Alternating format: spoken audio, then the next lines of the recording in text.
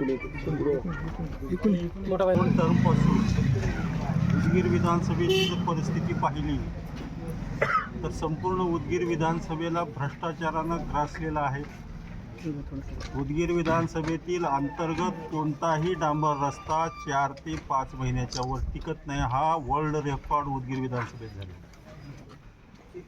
मग हा आज ज्या रस्त्यासाठी इथं प्रकाश उपोषणाला बसलेले तो देऊळवाडी ते गोंडबंधापका हा रस्ता ज्याची किंमत ज्याची बजेट आहे 2,40,00,00,000 रुपये आणि आज कामाची आम्ही पाहणी केली तर त्या कामाच्या पाहणीत असं लक्षात आलेलं आहे की फक्त त्या ठिकाणी इस्टिमेटनुसार रस्ता खोदकाम करून त्याची भराई करून दबाई करून पुन्हा मोठी गिट्टी लहान गिट्टी आणि पुन्हा डांबराचा लेअर त्या ठिकाणी द्यायला पाहिजे होता.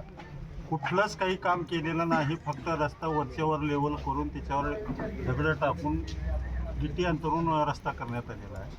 डांबराची जर क्वालिटी पाहिली तर त्या डांबराच्या क्वालिटीमध्ये फक्त ब्लॅक ऑइल दिसते.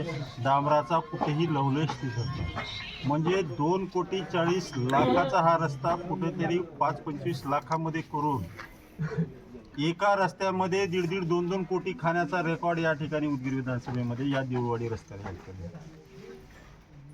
म्हणजे मी गेल्या 4 ते 5 वर्षापासून सांगतोय की उदगीर विधानसभेचा हा विकास होतोय का फक्त विकासाचा आभास निर्माण करण्यात येतोय. मी अनेक वेळेस या ठिकाणी बोललो. मान्य आहे बनसोडे साहेबांनी त्या ठिकाणी मंत्री असताना किंवा आता आमदार असताना सत्ता त्यांची आहे. सत्तेचा उपयोग करत उदगीरसाठी प्रचंड असा निधी या ठिकाणी आणला. पण परिस्थिती अशी आहे की आंध्र दळते पुत्रपीठ खाते.